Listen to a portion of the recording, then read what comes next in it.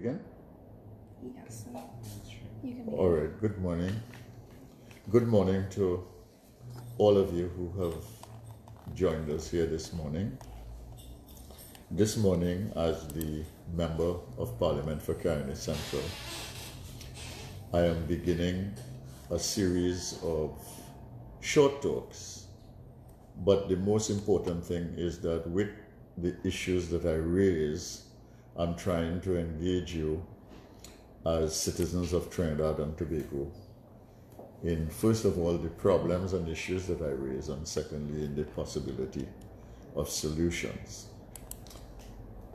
So this is the first in the series, and I thank you very much for being part of it. The issue I want to raise today is the issue of numbers in three specific areas. And as I elaborate on them, you will see why I am raising this issue. I have often said many times in the Parliament when I speak on various issues that the problem with the government is the thinking of the government. And I've often said that part of the reason we cannot solve a lot of the problems that we have is because of the way we think about the problem.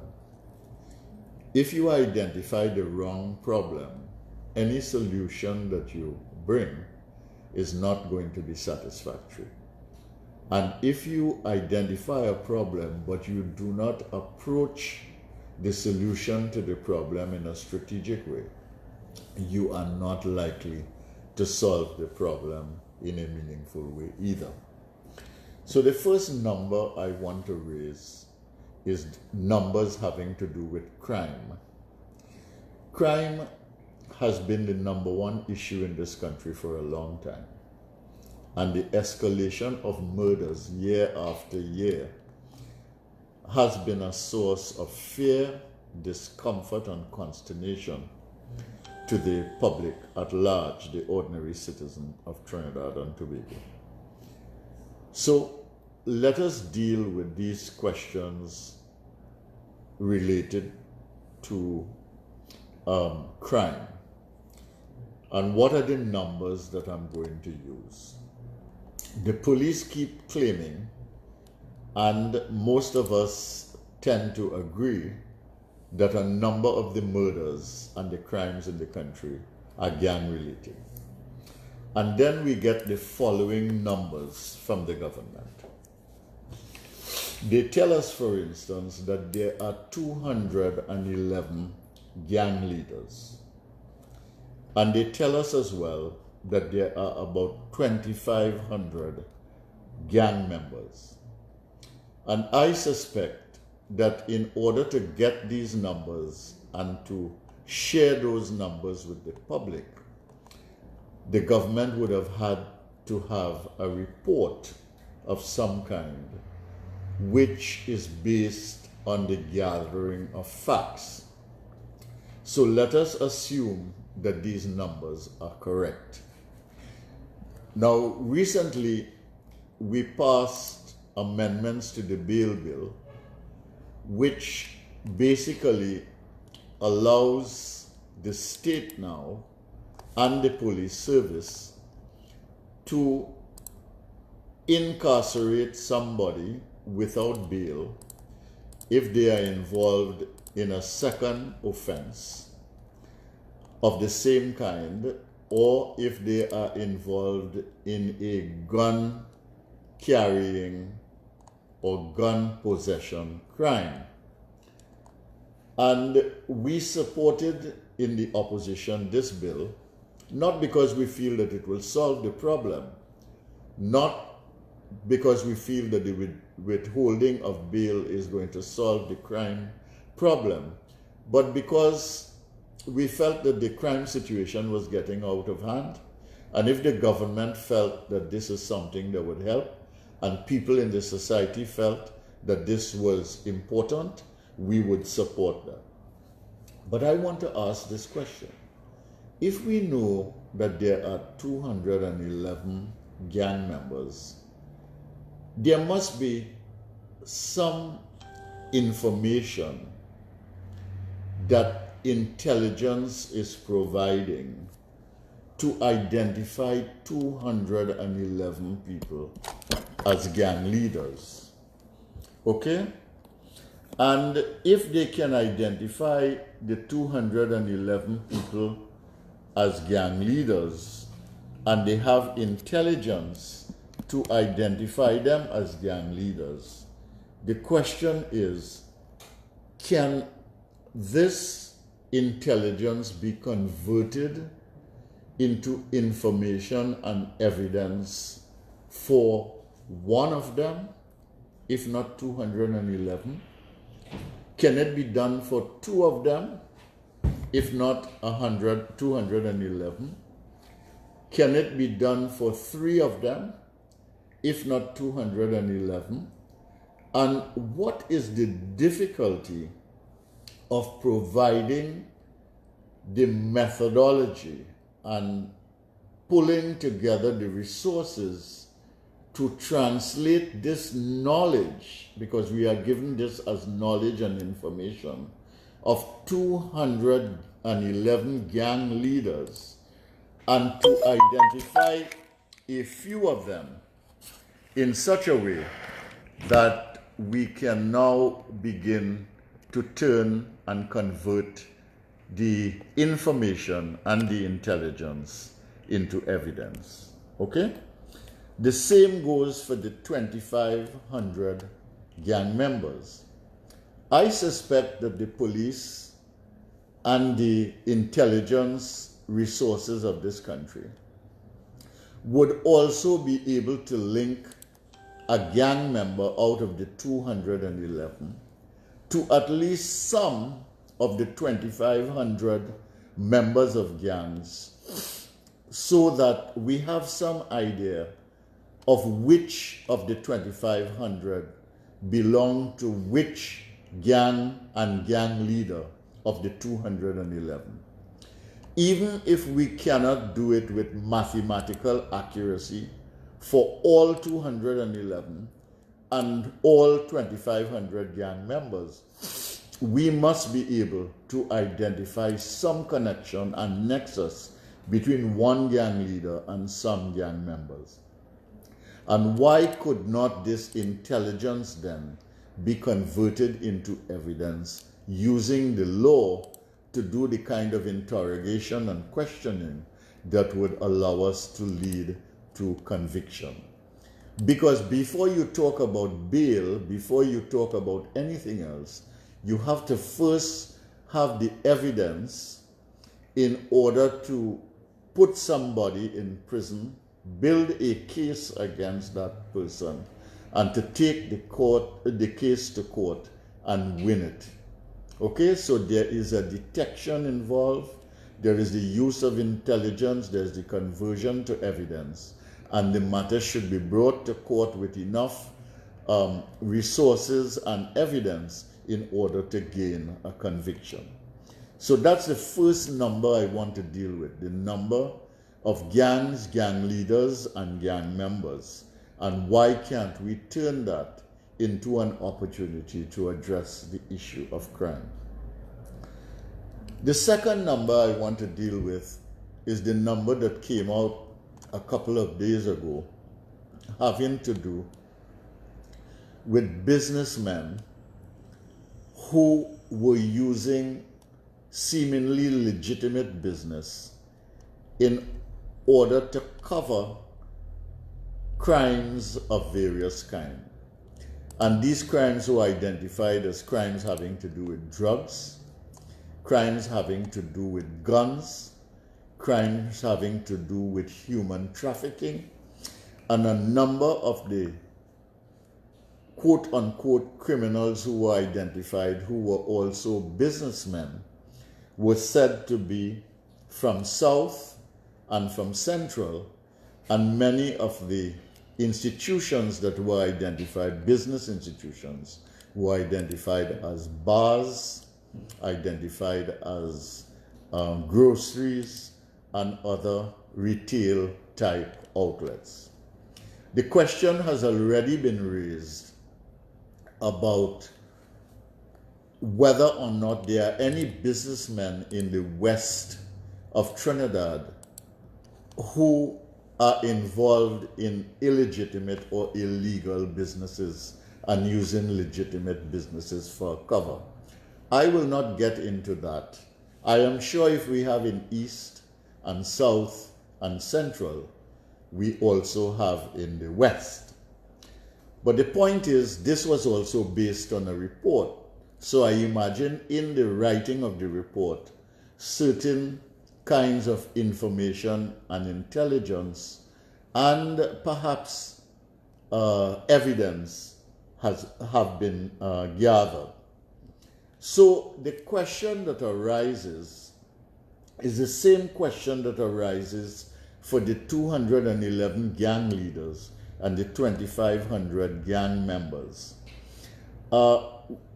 If you have 40 businessmen, or 10, or 20, or 30, or 50, or 60, or 100, or 1,000 who are involved in this illegal activity, and they are bringing drugs into the country, they have a network of operators, they have retail businesses, which you know, the issue of complicity with high officials in the police force has been identified in the report that was given in The Guardian, and so on. The issue arises, what will the state apparatus and the forces of law enforcement do about it? What is the action that they will take to deal with crime and to deal with criminal activity in this country? How do you turn reports and intelligence into evidence and cases before the court and prosecution and conviction? Now, the two issues that I raised are similar. They have to do with numbers and the bandying about of numbers and the sensationalizing of issues that everybody is concerned about: gangs and gang activity, drugs and guns and criminal activity, and the involvement of corrupt elements in business and the police in these matters. And the question is, does all of this information come to us via the media and via the political directorate in order to heighten the element of sensationalism, in order to give information to the population, or is it to deal with the issues that are at the heart of the matter, which is criminal activity and corrupt activity which need to be dealt with? I want to move to a different kind of topic, but still dealing with the issue of numbers now. There is a debate now about schools and about education, and this debate and discussion about education is taking an entirely wrong course.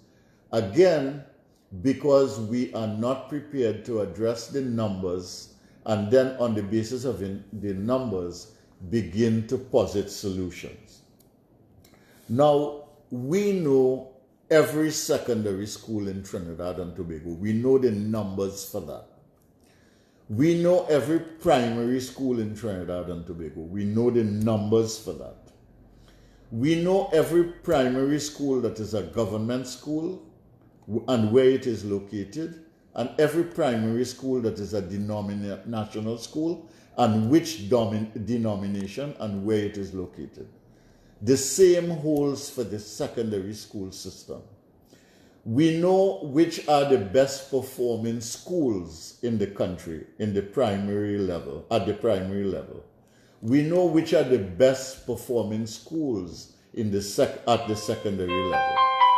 And we know the ranking of every school, because based on SEA results and based on CSEC results and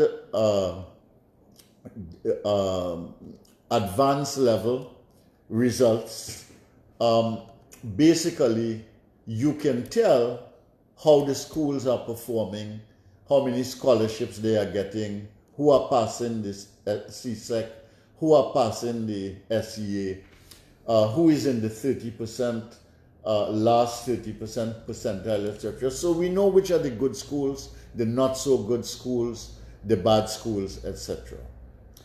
Couldn't we employ and deploy a school by school strategy in which we begin to have an improvement in all of the schools? Could we not learn from the schools that are doing well what is the formula? One of the issues, of course, is the fact that the schools that do exceptionally well get the cream of the crop from the SEA examinations, so that they are starting with an advantage. And we now have information about how this selection and allocation process works.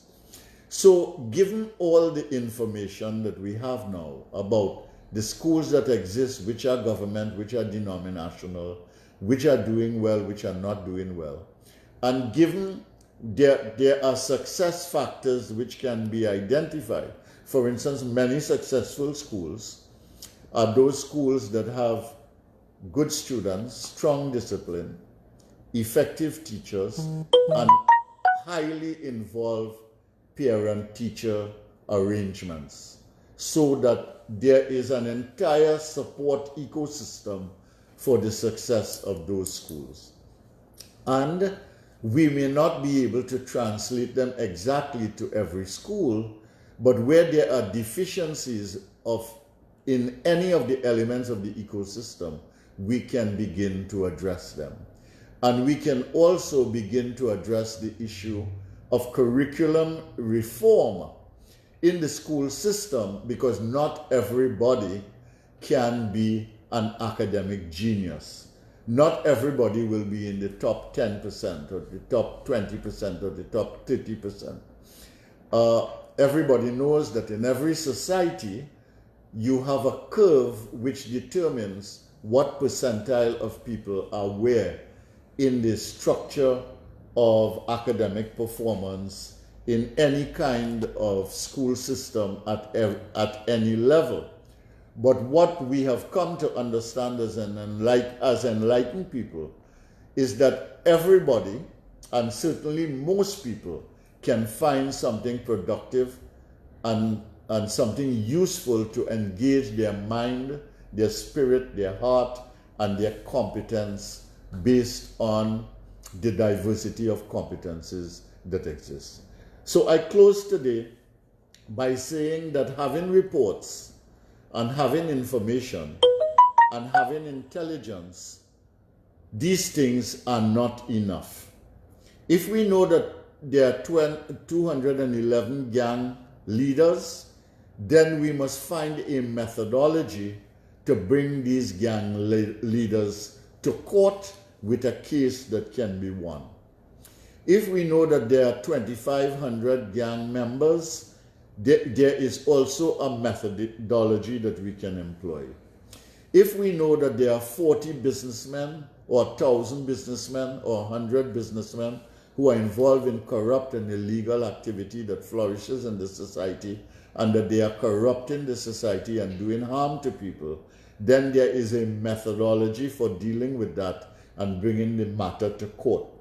And finally, if we know that there are problems in our school system that create the conditions of, first of all, a flow of students to gangs in the country, a flow of students to unemployability in the country, and a flow of students as casualties in the system, then we have a responsibility and obligation to find solutions to these. And I would like to say, therefore, that we need to have a wise approach to numbers and a wise approach to using numbers in order to come up with solutions, because without solutions, the country does not have a serious chance of development.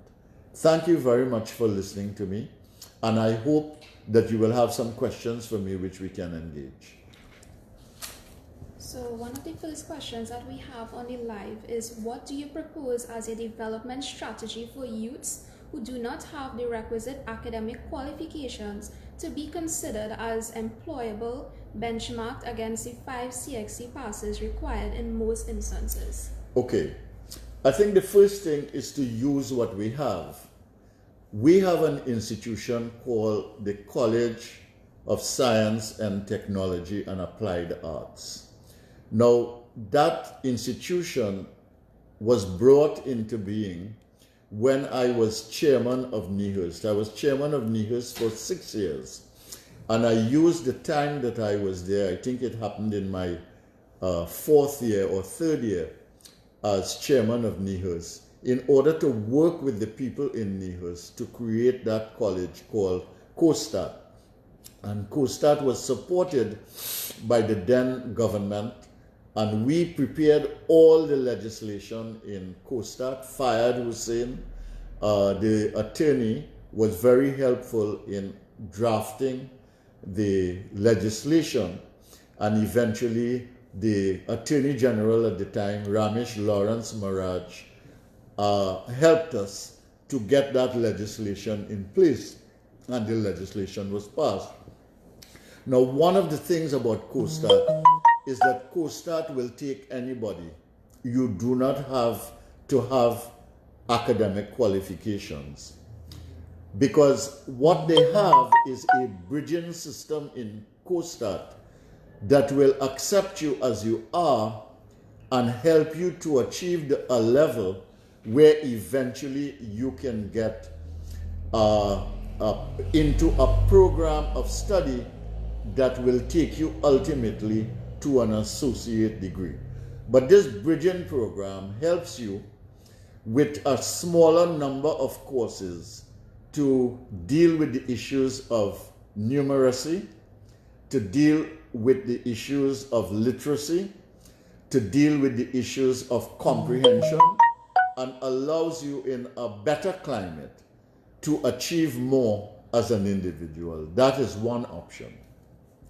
The second thing that we have to do, because not everybody can go to COSTAT, and even all of those who go will not be successful even in a program such as this, is that we've got to have a program for youth in the country. There are 2 types of youth who have problems in this society.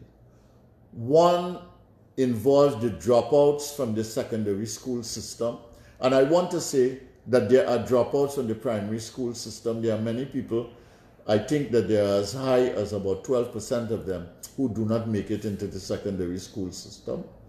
And you have dropouts from the secondary school system, or people who fail at CSEC and are not able to get a job or to find any kind of route back to a fulfilling future.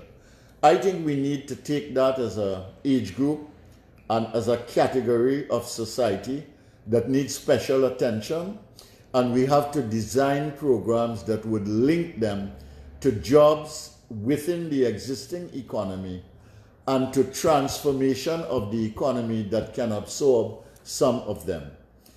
If we had a serious program of a strategic nature in agriculture, in tourism, in entertainment that was linked to each other, and the airlift that brought tourists here, so that we can feed not only our own people but the tourists, so that we can have more tourists coming here, which increases the demand issue, and then to have culture and entertainment, which is not just the performance, but all the technology that goes into it, the support systems that are required, the events management, etc. That alone will be able to absorb and attract a number of youths, and we could design continuing education into things like that. If we had a serious problem, we had rain plentifully yesterday. If we had a serious program of dealing with flooding and addressing the issue of drought through effective water capture, which meant the desilting and the opening up of the drainage system in all the rivers and all the distributaries and all the drains and so on in Trinidad and Tobago on a massive scale in order to deal with the issue of water capture, water retention, ponds, etc. Again, we could bring large numbers of youth into these things, which would involve some physical labor, but with a training arrangement attached.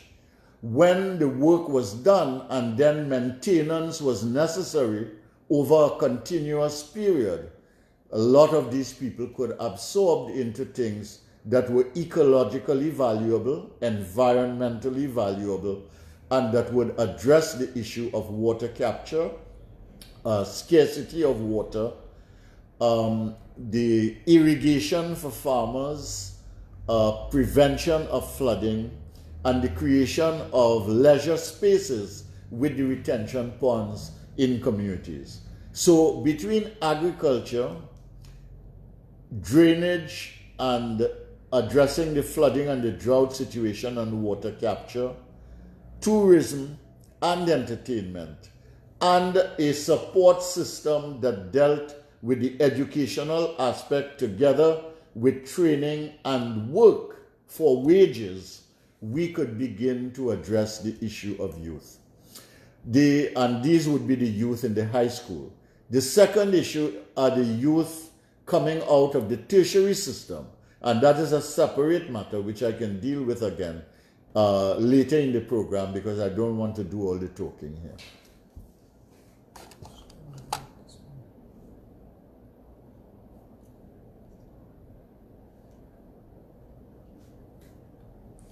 So another question that we have is, in the light of the exponential increase in pirate attacks, can you articulate a sustainable strategy for restructuring our maritime border? The first thing that you have to do is to get the Coast Guard to realize that their land base in Chaguaramas is a base, and that what you must have is the Coast Guard out to sea. We have a dozen vessels that seem to be landed in Chaguaramas, and most of the personnel in our Navy, which is the Coast Guard, seem to be landed in Chaguaramas as well. You cannot cover the borders of the ocean that surround an island state like Trinidad and Tobago. And remember, we have 7 islands. It is Tobago, it is Trinidad, it is the 5 islands off the coast of Chaguaramas, Monas, and all of those islands there. And we need to have the ships on the sea, and we need to have the Coast Guard on the ships on the sea. We cannot have the ship docked on land, and we cannot have the Coast Guard on land. The second thing is that you need air support for the Coast Guard, whether by planes or by helicopters. The people who know about the technology and the strategies of a military nature for these kinds of things can advise the government, and we need to have those. The third thing that we need is we need to have customs as a source of border protection. The government's plan to integrate customs with the income tax operation of Trinidad and Tobago will convert customs officers from protectors of our borders to collectors of taxes. And that is a wrong thing to do, especially in this time. So we need to have customs as a protection of our borders at the various areas like Cedros and at the ports, etc. And we could establish more because when people come by boats elsewhere, they have to come on land at some point. And with the air and with the sea, just as now we are getting policemen out of the police stations into the communities and on the patrol cars all over the country to try and deal with the issue of crime, just so you have to have the sea manned by sailors on the boats in the Coast Guard, and you have to have the equivalent of an air guard operating as well, and you have to have more customs capacity in more areas of the country which we know to be areas in which people enter the shores of Trinidad and Tobago. So another question that one of our viewers have is, how can inequitable distribution of wealth be addressed to allow all persons of society to experience a measure of financial security? This is a very good question. It is the most important question for Trinidad and Tobago.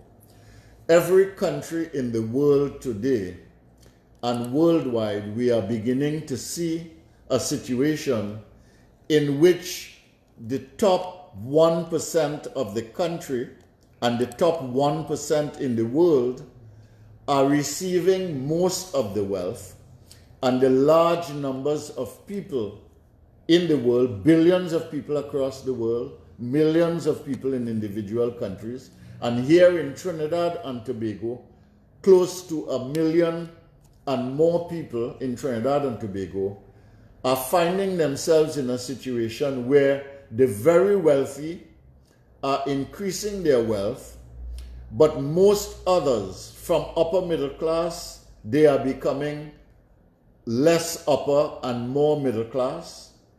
Middle class is becoming less middle class, and the middle class is shrinking.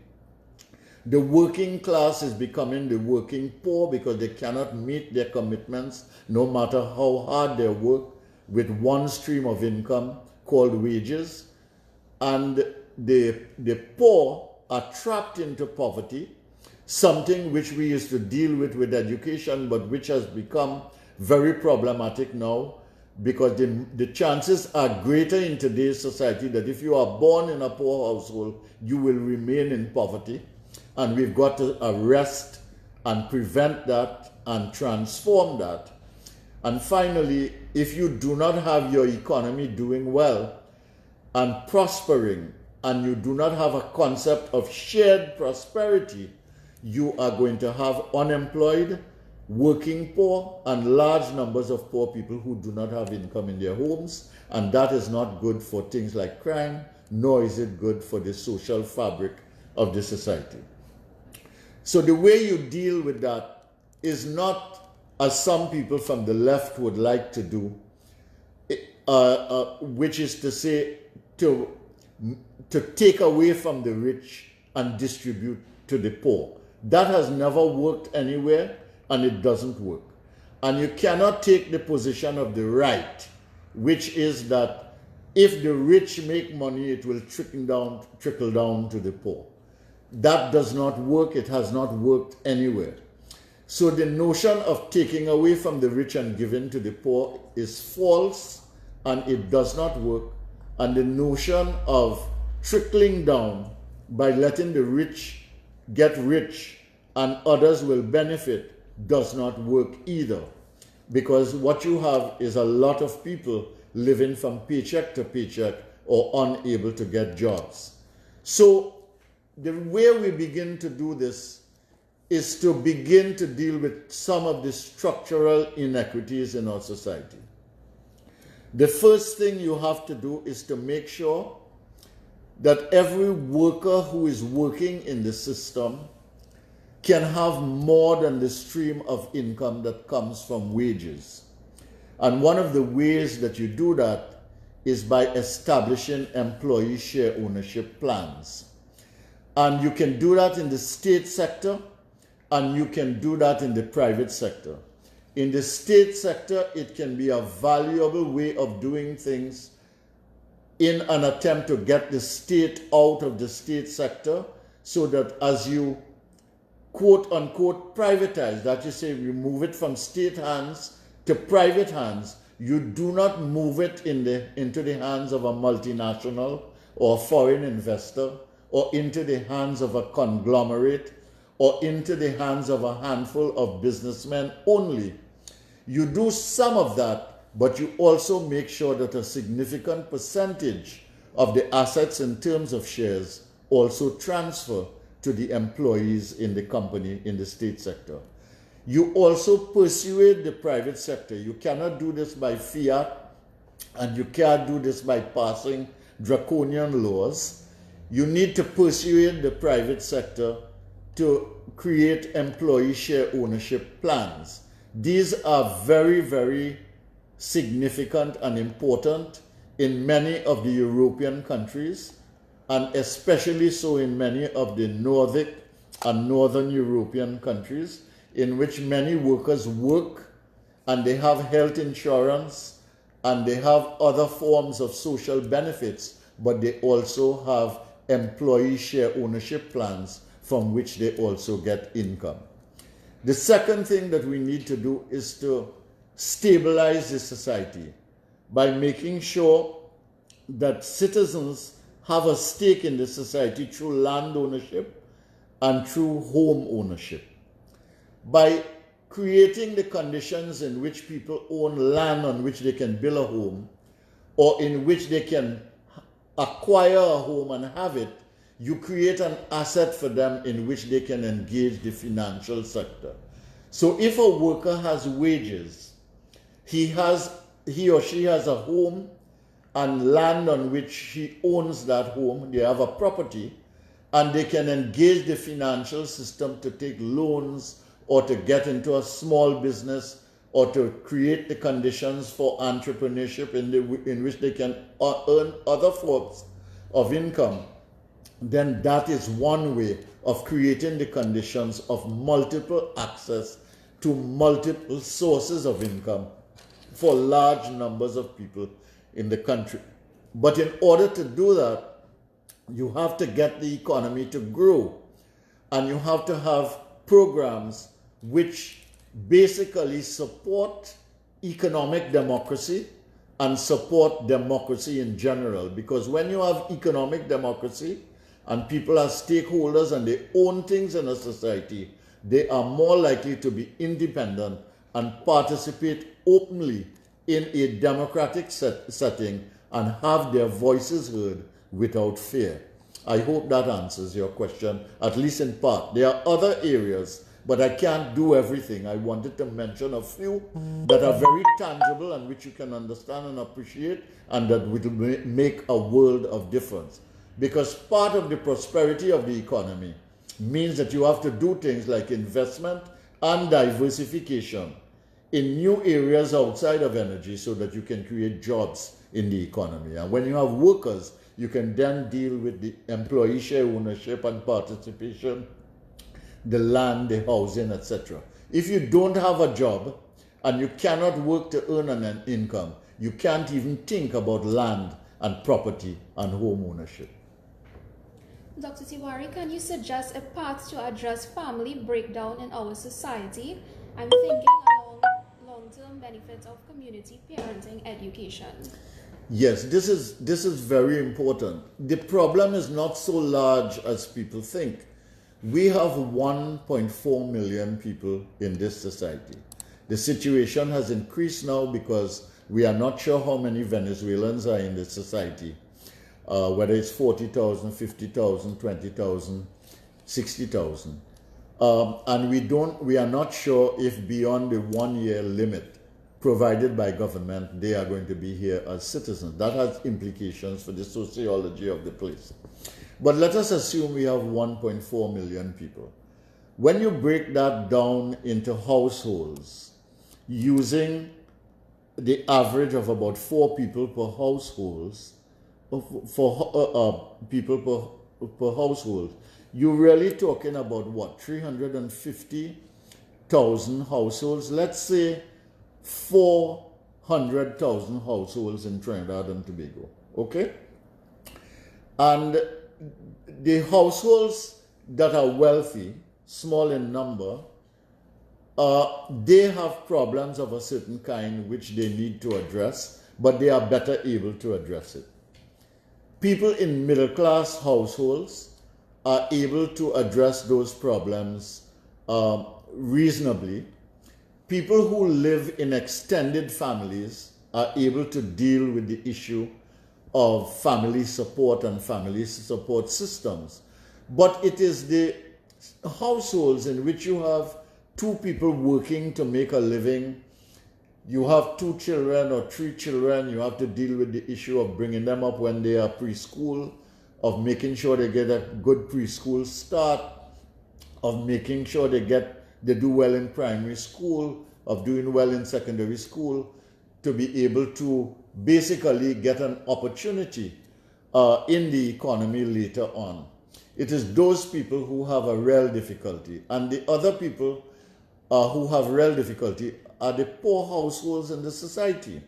So if you have a poverty rate of, let's say, 350,000 people, you are talking about 75 or 80,000 households. If you identify the numbers like that, and you can then break them down into regions, you can break them down into constituencies, you can break them down into smaller communities, because there are about 600 communities in Trinidad and Tobago. And if you identify in each community who of the 75,000 or 80,000 households are households that need special support, it is possible to target those issues and deal with the economic needs and also deal with the social support needs. And I think that a lot of these things can be done by creating an era of serious voluntarism in this society, in which you get the business community involved. So if in any community you have a bank, the bank can become involved.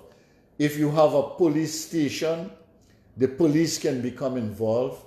If you have a social welfare office, they can become involved. If you have a fire station, they can become involved. If you have other small businesses, they can become involved. And by making a collective community effort rather than a state-dependent oriented system, and creating the conditions in which you help people up to help themselves rather than to help people to stay in poverty by constant minimalist support that keeps them in poverty forever.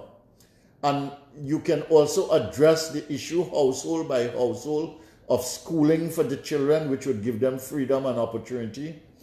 And if they do well in school, you can also address the issue of skills in the home. And if they are single mothers, you can provide skills in the home and build industries in which the mothers can supply part of the economic progress. Let's say in Italy, for instance, what they have done is that people make things in their homes, and a van passes from the company and collects the stuff from their home, takes it to the factory, they check it for quality, and on the basis of that, they package it properly, and then they sell it all over the world. So you can have industries in which women can look after the children, they can be trained into a skill and provide that skill in the home. You can also have a situation in which unskilled men can also be skilled so that they can bridge themselves back into the economic sectors and become workers rather than unemployed. So there are things that can be done.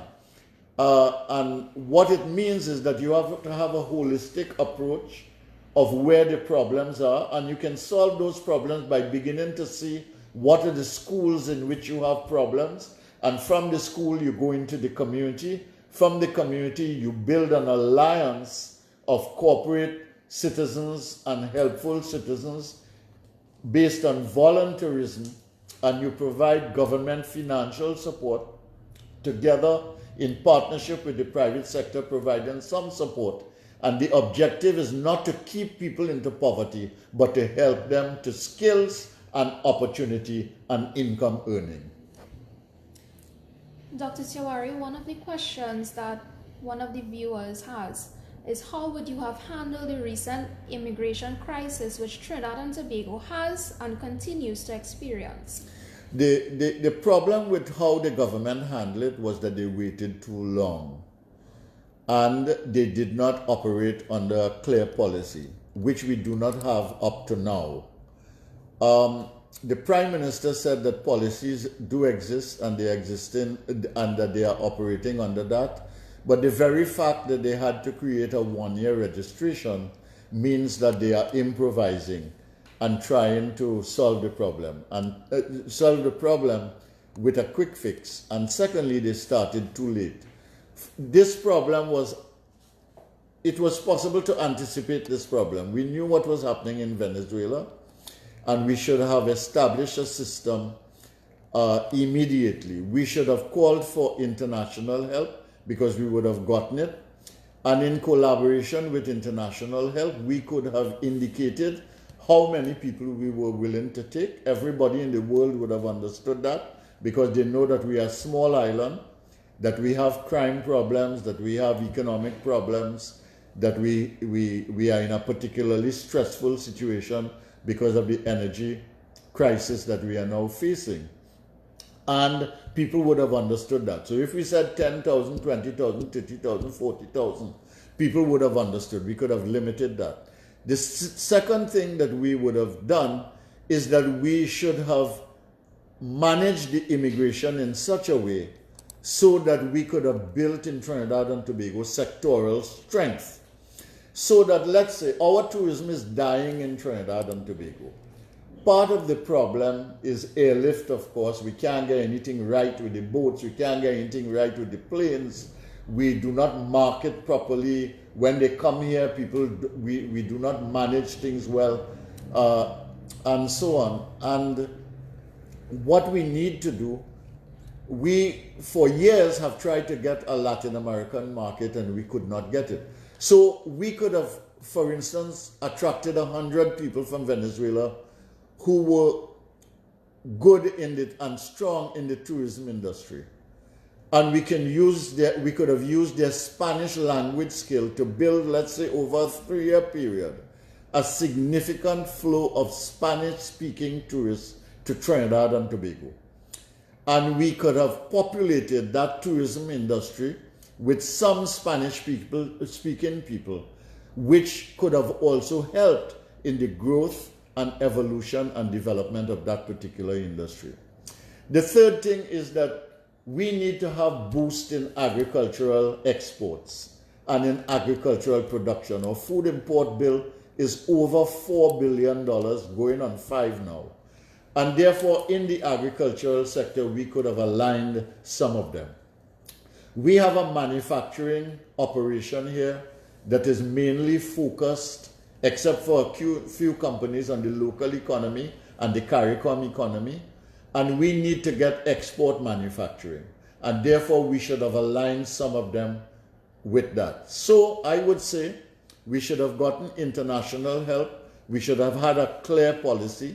We should have had a managed migration program. We should have aligned them with the areas of needs where we could improve competitiveness and productivity. And we should have aligned them in those areas where we could have increased foreign exchange. Because right now, the Venezuelans are adding to our foreign exchange problems. Because they are living in the economy, they are buying in the economy, they are sending things home, and basically they are buying things that are imported to send abroad, so they are part now of the foreign exchange problem. And just so, in the case of the management of our borders, with the Coast Guard leaving the land and going out to sea in the boats and having the customs operate properly in more areas on land, and having air support together with the boats on the ocean, we should also have asked for international help in that area.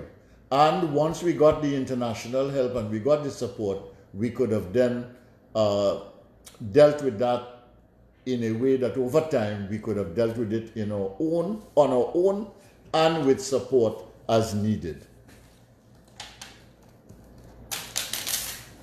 Another question that we have from one of our viewers is the return on investment on work employment for the everyday person is declining, not only where finance is concerned, but due to the decline in the quality of life as emanating from lifestyle diseases and other stresses. What I have found in recent research amongst 300 is that persons want a safe, comfortable, democratic platform to start their own business. There is indeed a growing entrepreneurial spirit.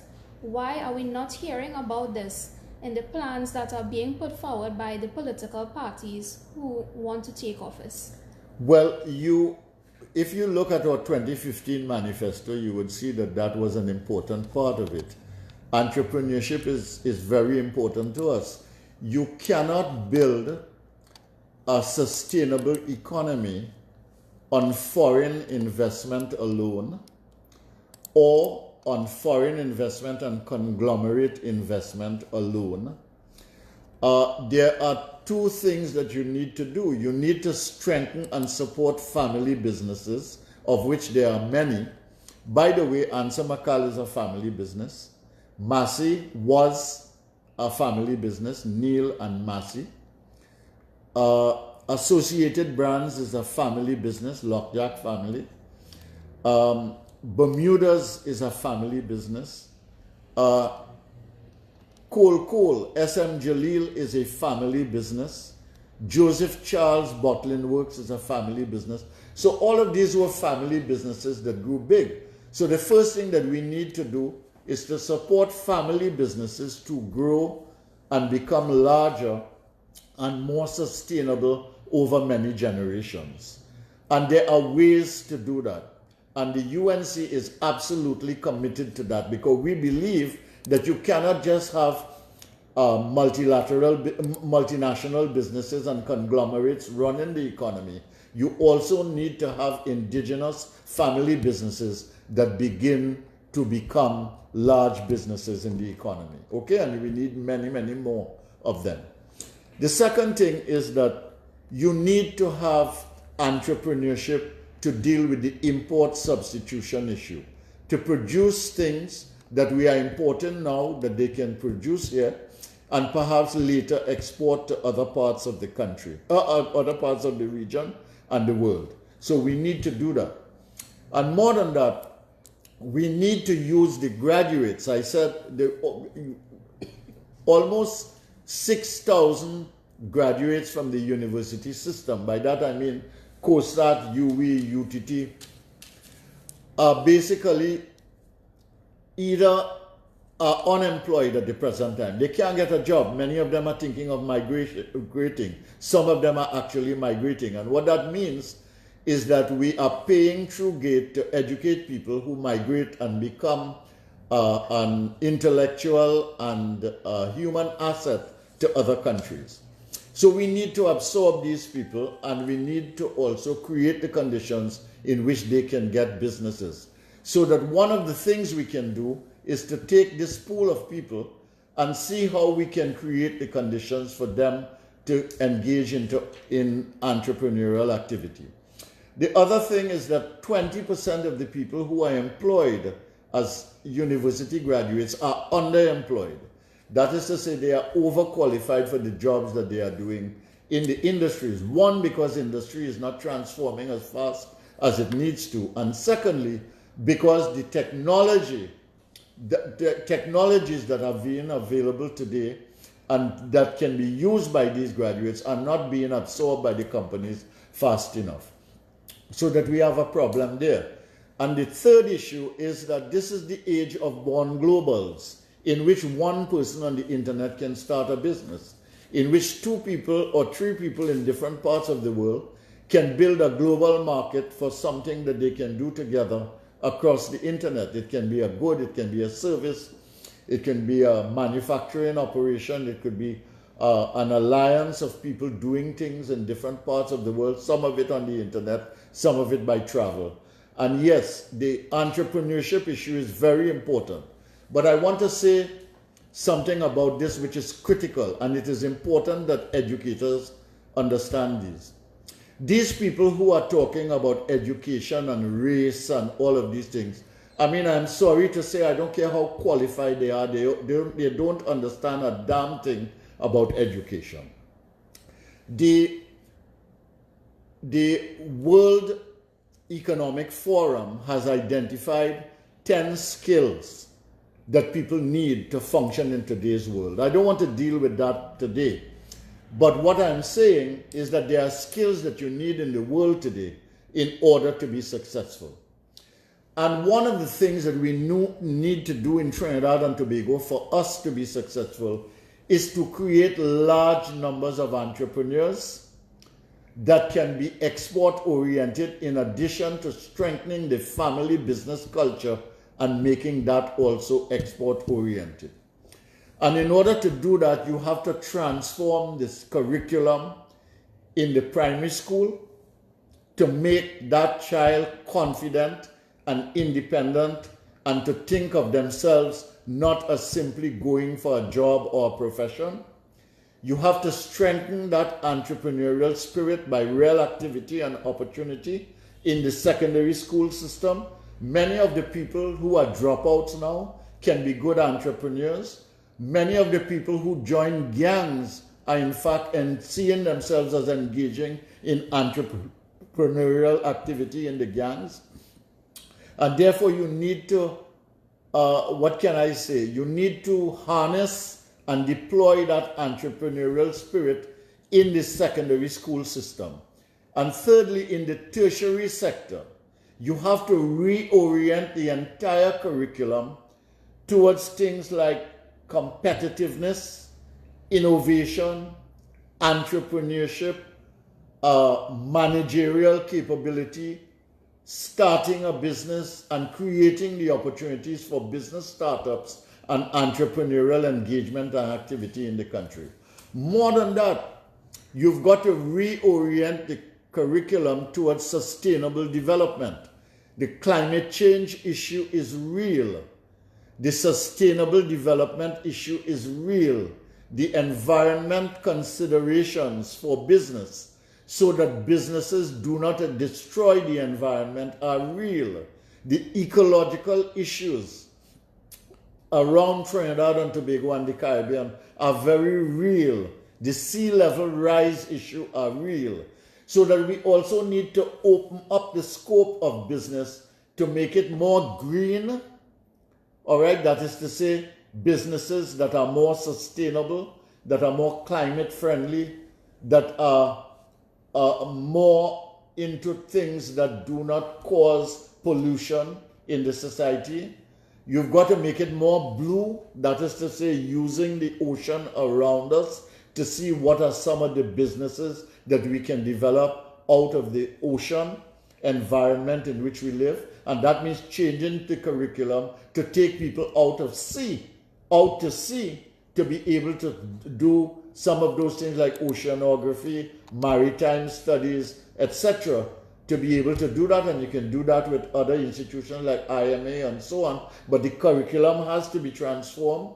So you need green, you need blue. We have an aging population, so we need to create a gray economy, both for participation by the people who are part of our aging population, but using that population in order to create a global business, a set of global businesses and services in Trinidad and Tobago that can attract older people to come as tourists in Trinidad and Tobago. And finally, you need an orange economy.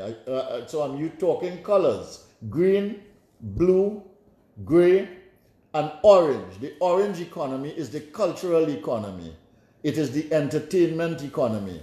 It is using art and the arts and the creativity of our people to build a whole new economy that is linked to the tourism industry, that is linked to our own entertainment, that is linked to the export of culture, and it's linked to your strategy for foreign policy from Trinidad and Tobago to the rest of the world. So the problem that you raise, yes, it's a hard problem, and it's a challenging problem, but you need imagination to solve that. If you put the UNC in office, we will put our imagination to work and we will work with the people to make these things happen. If you stay with this government, after 4 years, you can see no imagination resides there. So in the interest of time, we will have one last question. All unanswered questions will be answered in our next segment. So the word diversification has been used in conjunction with sustainable development. Having served as the Minister of Planning and Sustainable Development, what are some of the core industries that can be developed to allow us to move further away from our dependency on natural gas? Okay, it's a very good question, and again, it's at the heart of the solution. How you identify the problem will get you to the solutions that are really needed. And I mentioned 4 of them just now. The green economy. I mentioned the blue economy having to do with the ocean. I mentioned the silver economy having to do with the aging population and its opportunities. And I mentioned the orange economy that has to do with culture and the arts. I think those are the areas that we've got to do. We've got to continue to build on what we have. We have a strong services sector in this country. We need to build on that. We have a strong banking and financial sector. We need to build on that. We have a strong manufacturing sector. We need to make it more competitive, more productive, and build on that. All of this export oriented. So we need to do those things. We need to build on agriculture. We need to build on tourism. We need to build on entertainment. We need to integrate those things. But we've got to build a new economy. And that new economy has to be built on the basis of, 1, establishing the Internet of Things as the platform on which the new economy is built. That means understanding that the Internet is not something that you use just for email. All right? The phone now is more than a phone to telephone somebody or send a text. You can do all your banking, you can do your business, you can do your purchases on it. So we need to take the economy to an Internet of Things economy. Then we need to build the green economy, the blue economy, the the silver economy, and the orange economy on this Internet of Things platform, so that by the time you start, it is global.